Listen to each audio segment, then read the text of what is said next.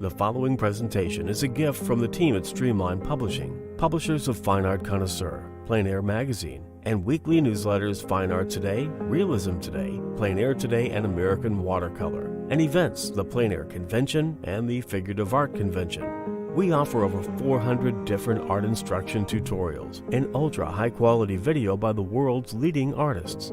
If you like what you see, help us support our artists and our team with your purchase. Each video aired has a special discount code for today only in the comments section with a link to the video offered. And to see everything we do, or if you want to receive notice of new releases, new products, and new events for artists, simply click the other link, which says, "See everything we do." Thank you. Hi, I'm Eric Rhodes, publisher of Fine Art Connoisseur and Plein Air Magazine. One of the superstars back east is George VanHOOK. He does incredible landscape paintings, and today, how to paint Impressionism outdoors. Enjoy this.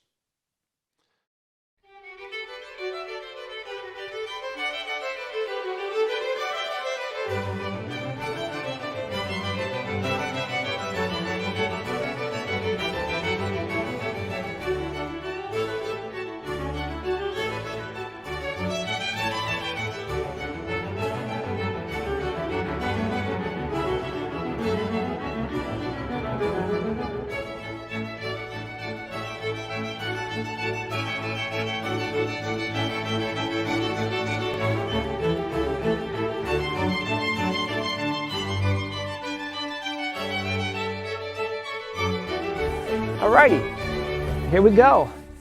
Coffee pot, thermos.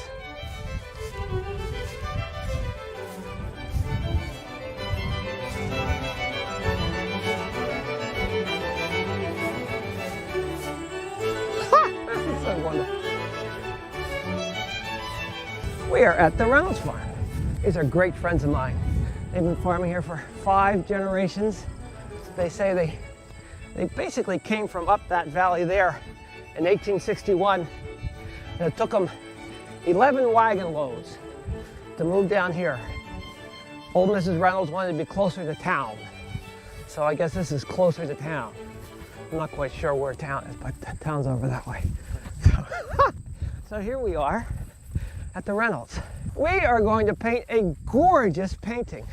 Well, I mean, it's going to be a pretty good painting anyway, because you can't go wrong when you're in a spot like this. It is so beautiful here, and we're going to set up and paint. We're sort of looking east-southeast. It's what? September 25th, 26th? So the sun has started to move a little bit further south, and the colors come on like crazy. You know, you can use almost anything to paint with. They have come up with so many different variations. A lot of guys have the Easy L and the M box, and you know, there's different variations of the pochade boxes, and you know, Gorilla Painter. I've got a bunch of the Gorilla Painter things. But when I'm nearby and I don't mind lugging stuff, I still like the old French easel just because it's probably the most stable, and I can use larger canvases. I've painted up to a 30 by 40 on these outside, and it'll still hold them if I brace it. And so I'm comfortable with this. Also, I can attach an umbrella if I need to. I won't today because even though it's a little bright out, one, it's a little breezy and it might carry it off, and two, you want to be able to see me. You won't be able to see me with an umbrella. So I'll work without an umbrella, but I do always wear a hat, shade my eyes. Sometimes in the summer I'll use a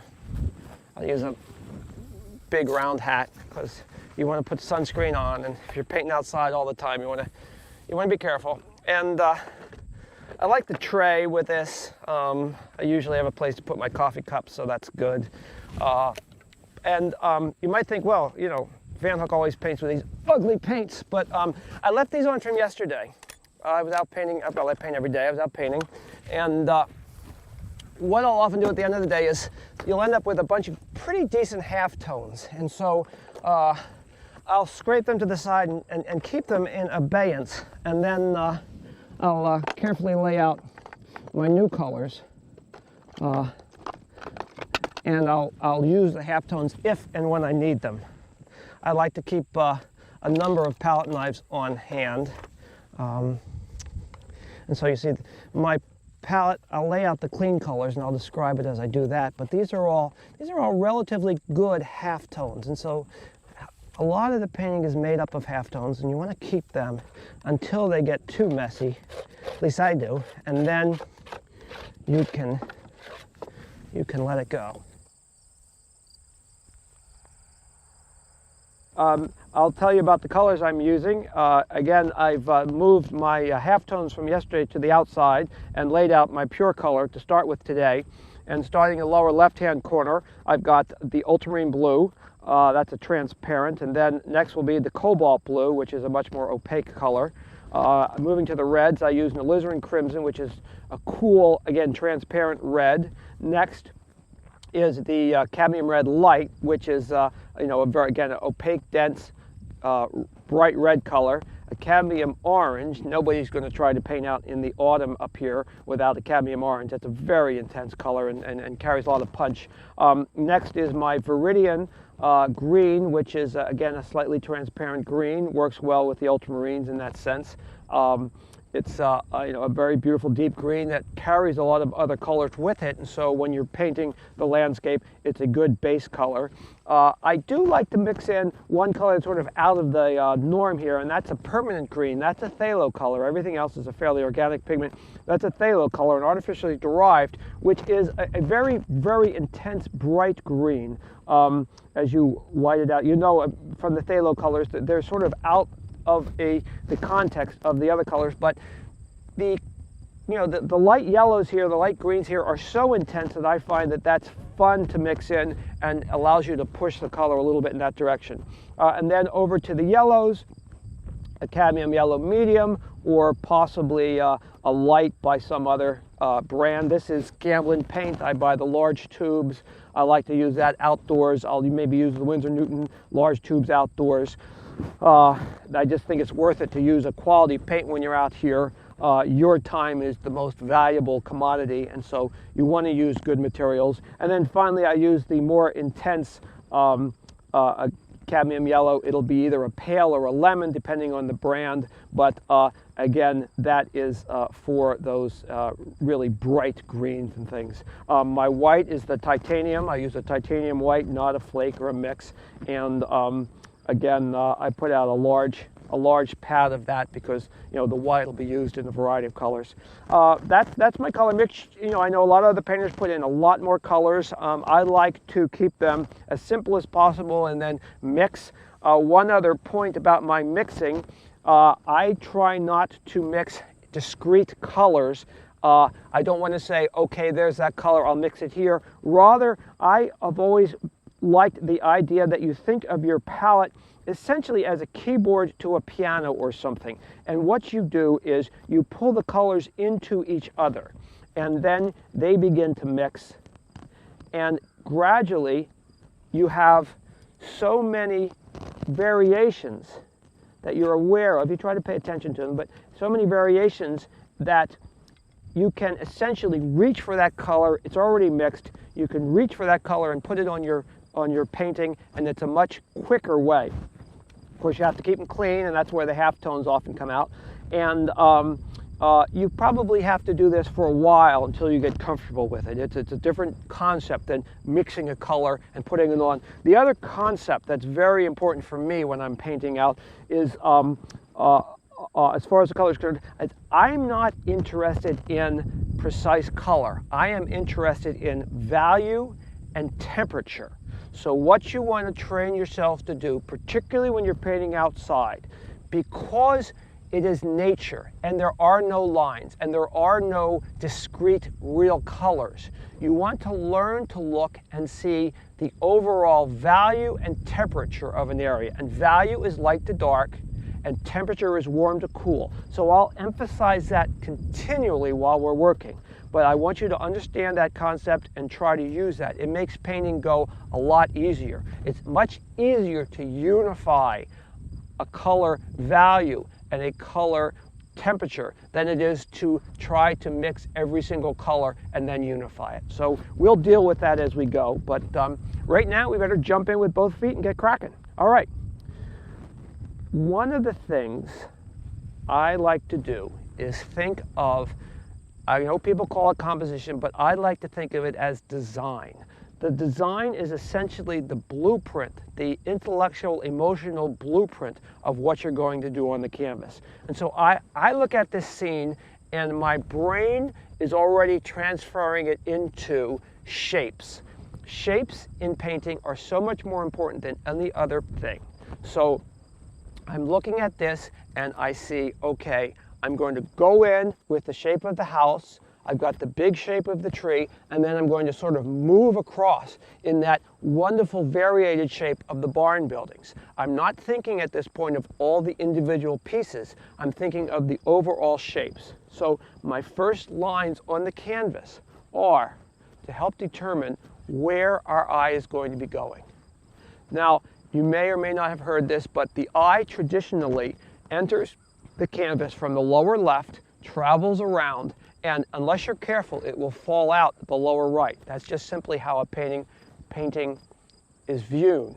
And you also know probably the idea of thirds, okay? I don't draw lines of thirds on my canvas, but in my mind's eye, I see them. And so our first point of interest is going to be on that first third, and that is going to be the house, okay?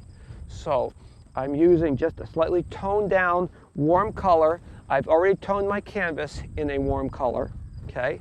And so I'm just going to put in some lines to indicate approximately where I'm going to be setting this painting up. Okay, I've got the house, tree, and we're coming off, we're going to have barn, outbuildings. Okay.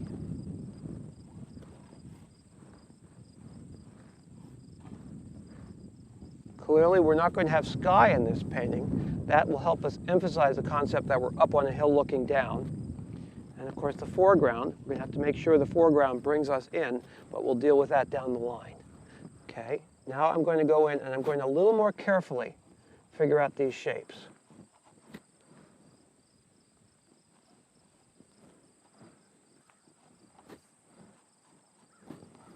You want your painting to be as free and easy as possible. But the only way you get that is by doing the hard work at the beginning. Painting is easy. Painting well is really hard. And in order to paint well, you have to make sure that your drawing is accurate. So I'm not even thinking about what I'm drawing. I'm not thinking, oh, there's a house, there's a building. All I'm thinking about are shapes. Where are the shapes that I can see easily? How can I put them down? Okay? These are just the simple shapes. Once I've got this, then I'll come off of here. And again, they don't have to be perfect, but they want to be close enough that when you put the paint down, you're not fumbling about and trying to figure out where that has to go. You want to set yourself up for success. And you do that by getting the initial drawing fairly accurate. And this goes not just for landscape, it goes for interior work. If you're doing a portrait, it goes for still life. It goes pretty much for anything, at least as far as I can tell. So you want to get yourself lined up early on for that golf shot. You want to make sure your feet are aligned before you take the club head back. Okay, so again, we're just working quickly here. You don't have to belabor this, but you do want it to be somewhat accurate. Okay, so this gives you a plan, essentially the game plan that you're going to follow. I'm assuming that you've already made the important emotional decisions. Obviously, you're painting something because, you sort of want to paint it. I happen to adore the American landscape. I think it is just stunningly beautiful. And so I've already made the emotional commitment to being out here, to, being chilly and being hungry and, not having any shoes and all of that, but oh well. But no, I've already made the emotional commitment. So that probably makes it easier for me to, do the hard work, because I know that I love what I'm doing. All right, great. Here's what I'm going to do next.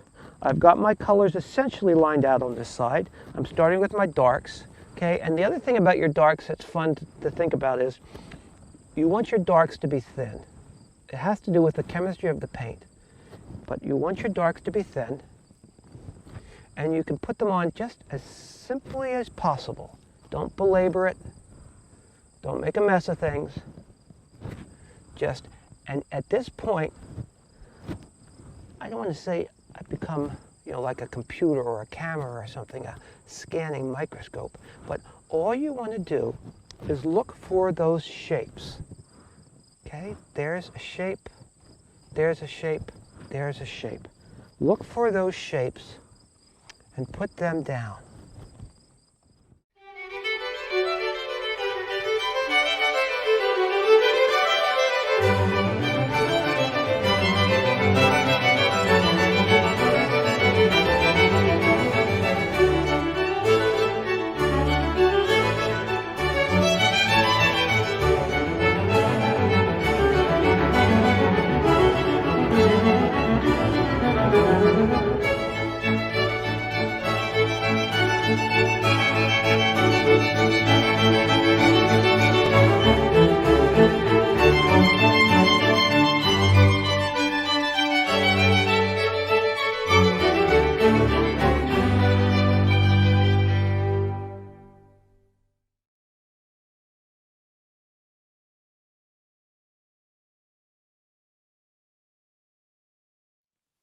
Well, that was George VanHOOK and How to Paint Impressionism Outdoors. George is a rock star painter, and you can learn more about that video. The entire video is at lilyartvideo.com. Remember, today only we have a special discount code for you. It's in the comments section. Now let's get right to our interview with George VanHOOK.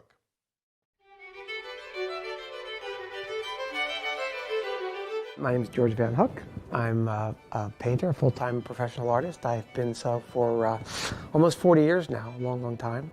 And we're currently in my studio in Cambridge, New York, a beautiful village up in the upper Hudson River Valley. We've been here for about 25 years, raised our kids here, and I do a lot of work in the studio. So you're invited in, we'll have a chat and see if I can tell you some things about myself. I was born and raised in the Philadelphia area. Our parents were both chemical engineers, and we had a typical post-war middle-class upbringing.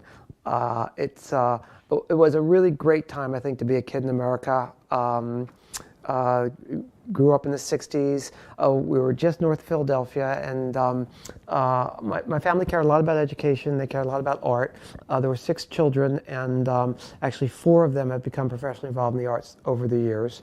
My sister, who's very close to me, she's a year older than I am, she's also a professional artist. She has her MFA and taught at the Alberta College of Art in Canada, and is probably one of the leading ceramic curators and educators in Canada. She's currently actually curating an exhibition for the National Collection in New Zealand. Of course, that's part of the Commonwealth, so she's over there showing the flag. I grew up painting a lot, led a pretty normal childhood. Painted, went to museums, did a lot of sports, did a lot of academics, and it really wasn't until I was probably in my mid-teens that I started to make a strong commitment to the arts. My sister again painted, and we painted together a lot. And I was very fortunate at the middle school level. I had an art teacher who was from the Tyler School, which is a very lovely school in the Philadelphia area. She was a graduate from Tyler, and I think I owe her quite a bit. She said to me one day in class, she said, "George, you have a lot of talent.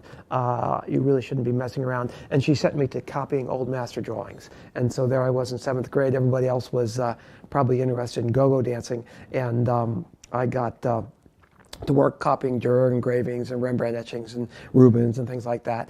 And I think from then on it just really clicked. I realized that there was a depth of feeling. I certainly loved the idea of technique. I think as a kid at that age you want to do things well. So the idea that I could draw well and that I could actually start to paint well was thrilling. And it just fit well. It fit in quite well with our educational system. We had an excellent, a large school. I think there were something like 1,125 kids in my high school graduating class, and so we had an entire art department in the high school. And I probably had a couple of lenient teachers in the early morning classes because I know I would cut all classes up through at least 4th period and spend that time in the art room, which apparently never got me in trouble, but gave me a lot of fun. You know, when you talk about what are your earliest influences, why did you become an artist, there is an almost apocryphal story in our family, which I recall quite clearly. And I think I was 3 years old, and our family went up to the Met to see, I believe there was, Madame Utrillo was having an exhibition in New York, and we went up to the Met. My parents were big fans of Maurice Utrillo, and so Madame Utrillo was having an exhibition, and we went to see it. And I still recall, I can't remember exactly how the Met was set up, but there were 2 paintings there that I think every painter in America knows well. And one was Rosa Bonheur's The Horse Fair, which is this monumental painting, life-size horses galloping across a canvas that's probably 60 feet wide. And that was hanging there. And then also Peter Paul Rubens' Wolf Hunt, which is a slightly smaller but still almost life-size, figures on horseback, guy blowing a horn, a bunch of, poor wolves being attacked by dogs, but just a thrilling painting. And I can still recall as a very young child seeing those paintings and just being transported, almost just not believing that a human being could actually create something this wonderful and just magnificent. And I'm pretty sure that I got the art bug at that time because ever since then, I've been drawing. I've always had a pencil in my hand, and for me, there is still, I think, the quintessential aspect of art, of painting, is that you are doing something magical that, you haven't the vaguest idea how you're doing it.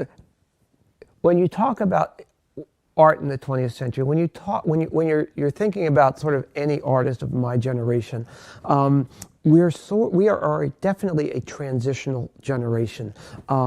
Those that are a little bit older than we were may have caught the tail end of the last great representational movement. They might have seen the art up through the 20s and 30s. Those who are a generation and a half, perhaps 2 generations younger, the younger artists now, once again, I think the representational painting has returned and is fully embraced by the public. So I'm in that generation that came of age in the 70s, the late 60s and the 70s, and I think that all of us who look back on that feel that the art world went into a very strange place. I'm not going to discuss aesthetics. I'm not going to talk about Clement Greenberg and was he right, was he wrong. I really don't care. I don't care at all. But I do think that those of us who wanted to paint at that time had a little bit of a challenging road to hoe just to get to where you could paint. I was very lucky in that sense because once I made the decision that I wanted to paint, and I made that fairly early on, I took about one glimpse at the American art schools at the time, and even less at the sort of university art systems, and I just bugged out. I just said, no, this isn't, I am not going to go and pay a lot of money to throw paint at the walls. And various other members of my family had left great institutions. My brother had left Columbia and gone out to California. And I was at Oberlin at the time, and my future wife was at Middlebury. And we looked at each other and we said, enough of this. We went out. And we traveled across the country and ended up in Northern California and re-enrolled in college there. And it was very fortunate because it was a obscure part of the country where very few people were calling rules, and a lot of artists had gone there. And we were able to just devote ourselves entirely to painting. I was re-enrolled in college. I like to say I was middle class enough. I thought I needed a college education, but principally we were painting full-time. The college provided us with models 40 hours a week, and a large number of today's very successful painters really came out of that period. And so that worked for me. After college, I went with my wife over to Europe. She was enrolled at the University of Paris for her doctorate. That didn't work out for her, but I stayed on and spent 8 months copying at the Louvre. I was still convinced that the Western art tradition was based on the figure, and I wanted to copy as much figurative work in the great Western tradition as possible. So I spent probably 4 or 5 days a week painting, copying, drawing at the Louvre, and then took the opportunity to travel around Europe quite a bit. I had been to Europe twice before making films, so I was familiar with it. I spoke several languages. That was all very easy. And I just had a wonderful experience just submerging myself entirely into, I think, who's the fellow who just, I'll have to take a moment and think. David McCullough's book. I don't know if it's called about, the Great Awakening, or just wrote a book about Americans going to Europe in the 19th century, basically. And it's a wonderful book. I think, I know Eric Rose has read it. A lot of other people have read it. I listened to it on tape. But I like to quote, he doesn't quote this, but I like to quote what William Merritt Chase says when he was offered a scholarship to go to Europe in the 19th century. He says, Europe, I would rather go to Europe than to heaven.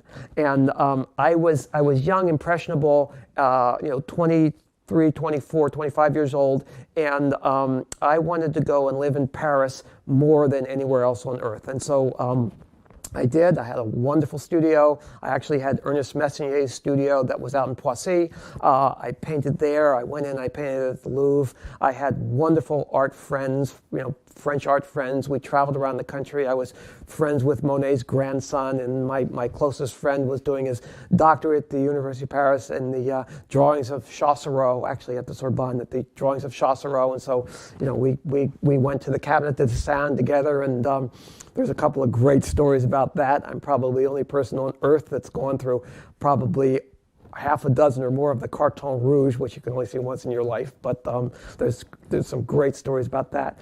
And then came back, returned to California, was in full swing painting, a lot of very good painters around me, and we just painted like madmen.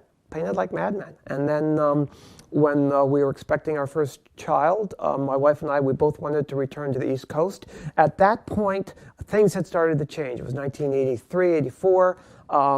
Realism had once again begun a rise to its ascendancy. The museums were showing work, and actually one of the most important rationales was there was a huge transition in the art market, and galleries like Spannerman and the Upper East Side, and this is not my idea, but they say that once every generation or two, all of the paintings sort of in America, all the great paintings, come out and go to the auction houses or go to the galleries, because it's sort of a changing of the guard of ownership. And that happened in America because of economic situation, because of generational changes. And if you were in New York, in Manhattan, at that time, you could go up and down the East Side, and you could see Sargents, you could see Chases, you could see every major American artist, their best paintings were coming through the auction houses and coming through the galleries,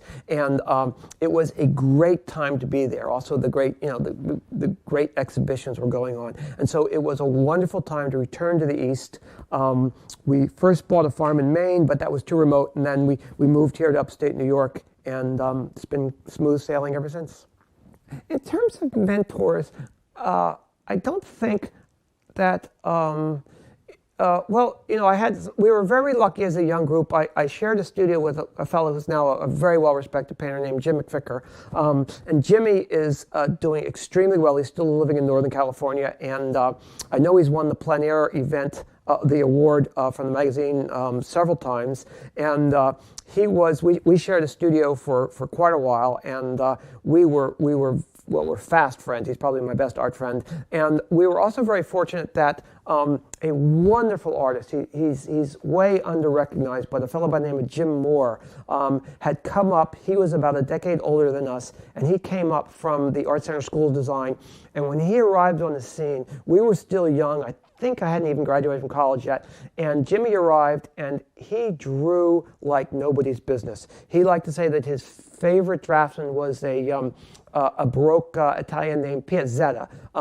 His drawings are similar to Rubens, but a little more refined, a little more interesting. And Jimmy was able to set us all on the course of really going after draftsmanship. And so I think that those were probably my two most important influences as far as actual painters going. It wasn't until later that I had the opportunity to start interfacing with a lot of my contemporaries, good painters.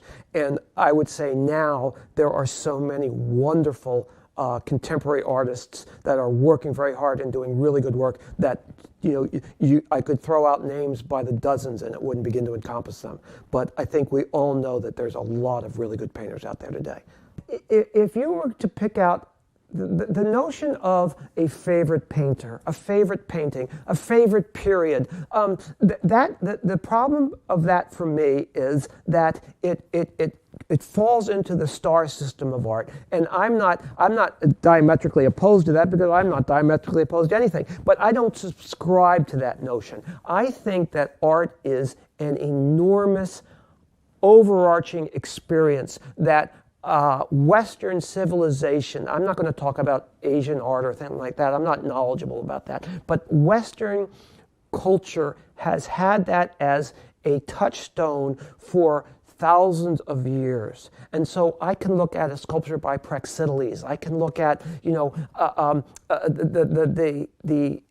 the pieces by Masaccio. I have looked at them by Giotto. I can look at the early high Renaissance work. You go to the Sistine Chapel and no one can see that and be unmoved. And then, I can move through, because I have, through almost every decade, certainly every half century, and point to works of art that to me indicate the highest level of achievement of the human spirit. And that is what art hopes to attain. I don't think I am ever going to be in a position where I would play favorites with that. I am so inspired and awestruck by what the human imagination has achieved that I would rather celebrate that than try to classify it.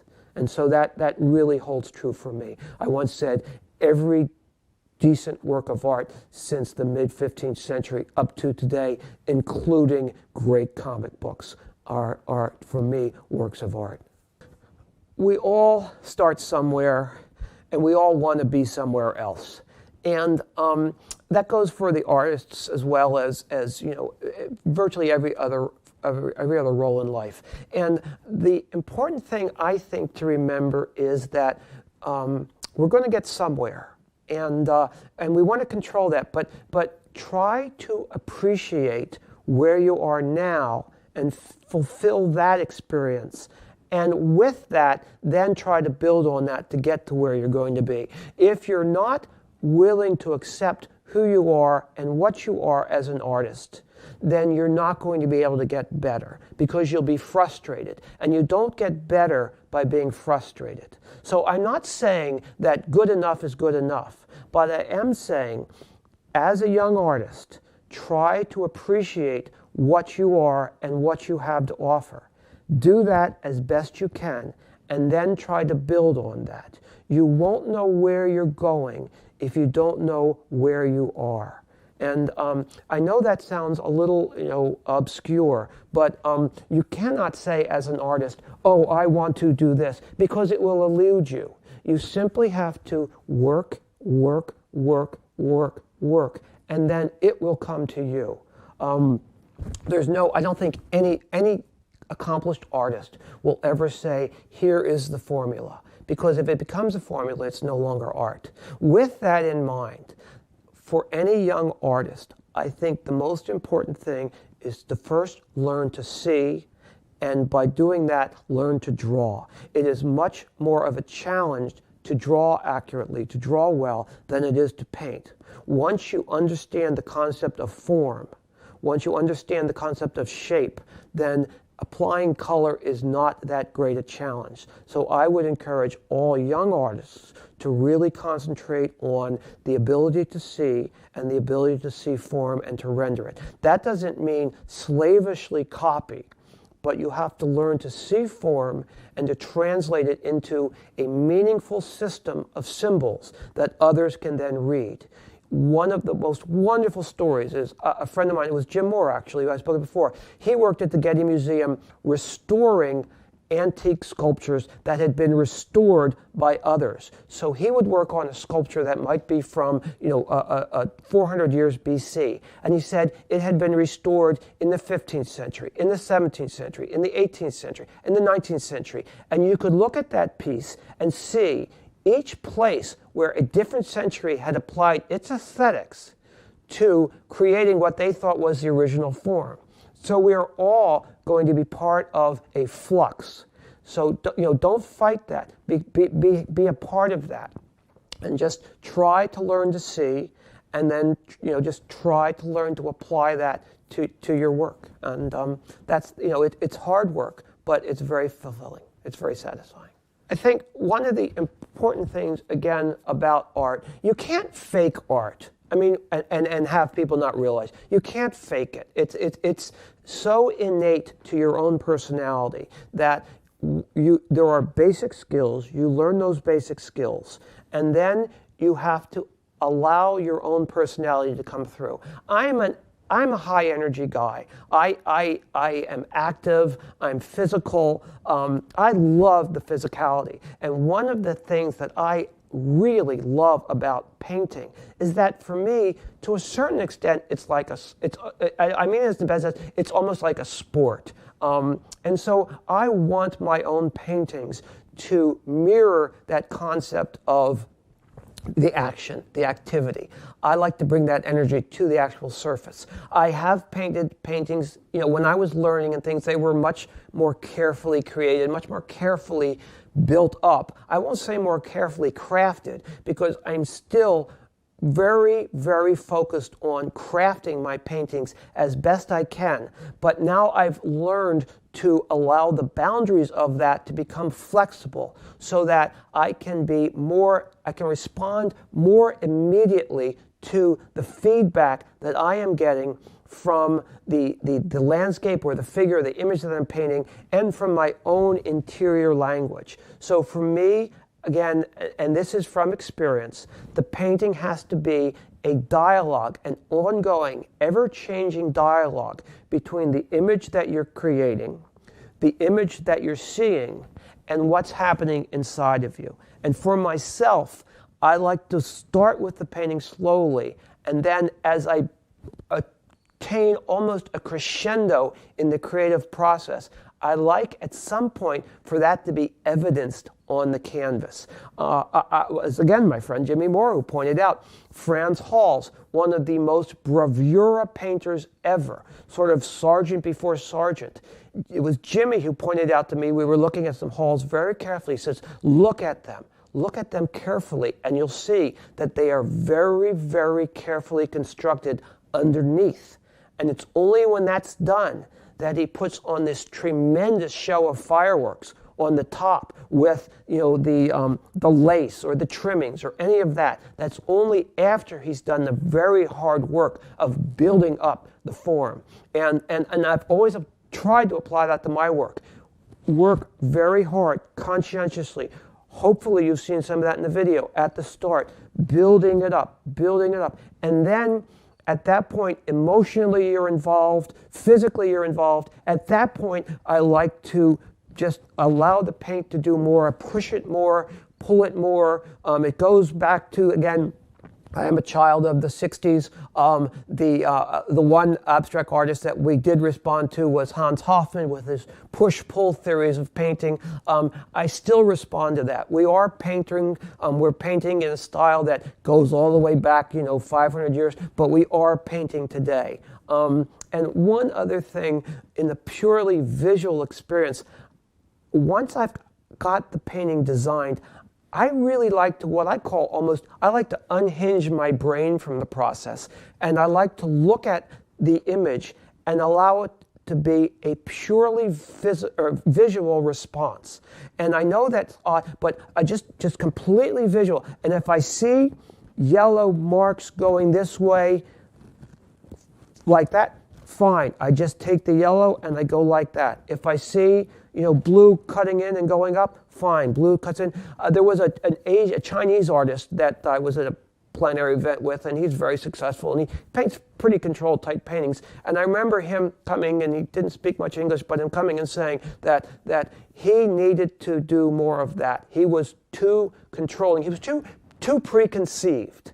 And once you become preconceived, then you lose that spontaneity. And so one of the ways that works for me is to, again, sort of step back from my brain and just let it be my eyes and just respond directly to what my eyes are telling me. And it often, yields really wonderful visual results that look like what you're seeing, but it's sort of not processed through that, I don't know what it is, the subconscious. And that's just a part of the painting process that I enjoy. Yeah, turn the brain off, What is it, the act of, I can't remember this, it was the act of a genius or the act of an idiot that can hold two conflicting thoughts in their mind at the same time. And of course I just went on about, the star system, I don't subscribe to it, But let's see, now if I could just meet anybody in the world, I wonder if John Singer Sargent would like to drop by and chat. I think every American painter alive today, if they had the opportunity, would want to be able to say, Mr. Sargent, how did you do that? Particularly, his watercolor exhibition is traveling around now. No, it would be, if there was one, it would be Mr. Sargent. Yes, yeah. One of the funny things about painting is I had the guy I studied piano with, Richard Cherry. He was at, I think, the Royal Academy, great pianist. He came to one of my fairly good-sized exhibitions, and he hadn't seen much of my work, and he's a really great guy. And his comment was, George, you're so lucky. He said, we make music, and it's over, and it's gone, and there's nothing there. And they can do recordings and things, but that's different. He says, you make a painting, and it's there today, it's there tomorrow, it'll be there, 100 years. Because you're so fortunate. And I thought that was interesting coming from a musician, because they're both art forms and they're so different. Music is listened to through time. A painting you might look at, for 3 or 4. I think the average eye time per painting in the museums, they've clocked it something like 3.5 seconds. But of course, a painting you'll look at again and again and again. So they're both temporal, but they're quite different. So that brings to light the question, well, why are you doing this? Is there something after? And for myself, I've always wanted to paint pictures because I wanted to paint pictures. I've always used good materials, and I've always tried to paint in a way that, archivally or whatever, they won't cause problems for people. I've recognized that the works will be protected. I'm fortunate enough that a lot of my work has been sold into essentially middle-class homes. They will take care of the pieces and things, but I want the work to speak for itself. I like what Degas always said. He said he wanted to be famous but unknown. I can cut down on the famous part. If you're talking about a legacy, my children like it that I'm a painter. They think that's cool. That's probably as big an audience as I would want to be held responsible for. I am honored, delighted, just blown away that other people appreciate my work. I've been told by enough people that they genuinely respond to my painting. I think that's an amazing gift from the universe, to be able to create something, to be able to fulfill your own deepest desires, and to have another human being respond and say that these accord with their own aspirations is probably, from my thinking, one of the highest achievements that certainly my small talents can aspire to. Beyond that, I think that we have a much greater responsibility to our legacy as a society as a whole. I think that we have a responsibility to our children and our grandchildren and future generations to leave them a clean environment, a clean world, a world at peace, a world that has enough for almost everyone. I think that is a legacy that is far more important than my poor little puny painting. So that would be, if there's any legacy, then it would be what small amount I can do to create a world that at some point tries to embrace, a kinder and gentler future. But that would be it. That would be it. Yeah. I mean, people, always say you want to do better. You want to do better. I still, want to do better. I think one of the funny things about a painting career, I was involved in sports a little bit when I was younger, but one of the reasons I switched out and got involved with painting is that I realized the trajectory, of course I wasn't that great at sports, but the trajectory was so much longer, and a lot of our heroes of painters, I mean Degas, even Picasso, you realize that you could be creative up until your 8th, maybe even 9th decade, but certainly into your 80s. And so, when you say, well, what do you want to be your best painting? Well, I say, well, the next one. But that's always a facetious answer. I really hope to grow still for the next 20 years. I do feel that I'm painting better now than I ever have been painting, and I think to a large part because I do go to that, what you called intuition. I go to that more. I am, perhaps it's simply that I know enough of the answers that I don't have to ask myself to find the answer. I can just sort of reach in and pull the answer out. So I'm hoping that I'm going to be painting better for the next 20 years. The things I'd like to do a lot more figurative work. I just adore the figure. And in the landscape, I want to paint probably more pure landscape, and I love the American landscape. I want to paint more out west where it's a bigger landscape, but I'm very happy having the opportunity to paint where I am. So I think it goes back to, you have to be happy with who you are. I am in a very fortunate position now. I have beautiful family. I have a lovely home. I live in a beautiful part of the country. We are at peace. I think the most honest answer I can give that really reflects how I think is, I just want to be able to paint, and how it falls out, that'll be how it falls out. I won't try to direct it too much here. I just want to be able to paint, and that's a gift enough. Yeah. We cover a lot of topics, and so you say, well, God, VANHOOK, would you ever just stop talking? But there is one thing, and it's probably wide-ranging, so I may end up being more than one thing. But one, I want to express gratitude.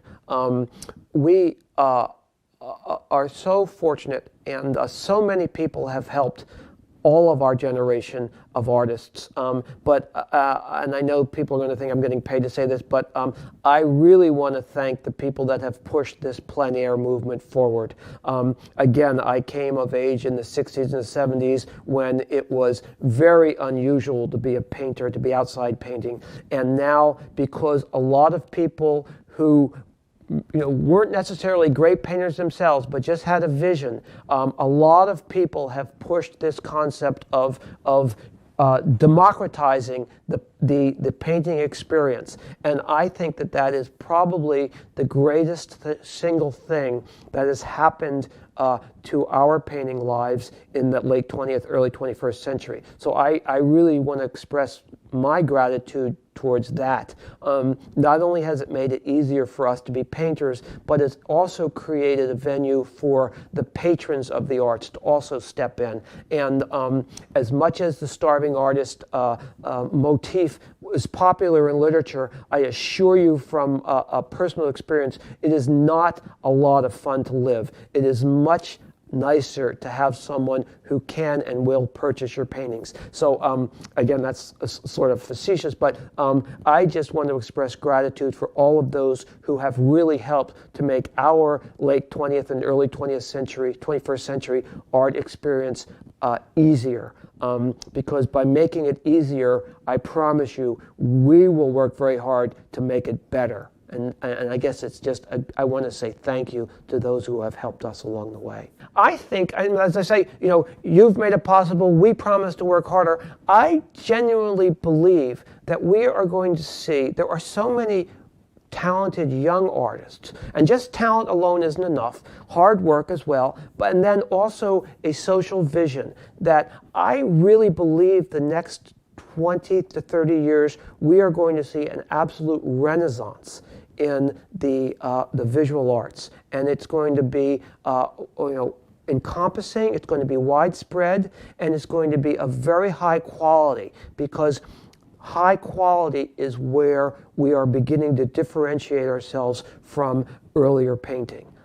There was a period, yes, that more and more people painted, and they say, oh, well, now everybody's painting. Yes, but now the quality is really starting to improve, and people are, there's enough of a critical mass, I believe, that artists of my generation, and I'm not dead yet, and younger, are saying, wait a second, we really can do this. And I think that that sense of hope is going to allow us to create work that all of us are going to look back on 100 years from now and just be really, really glad that it happened.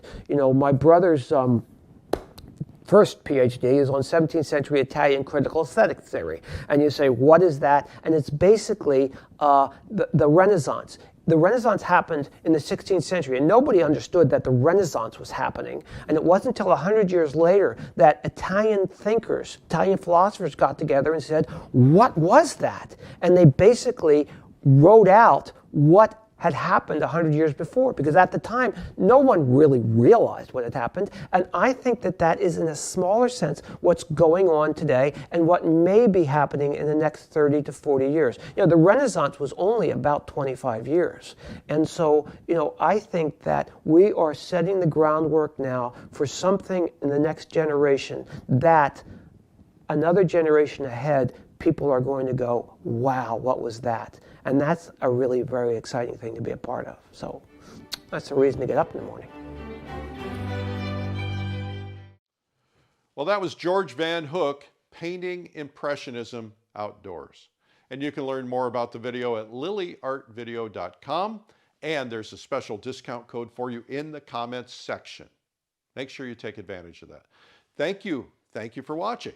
I'm Eric Rhodes.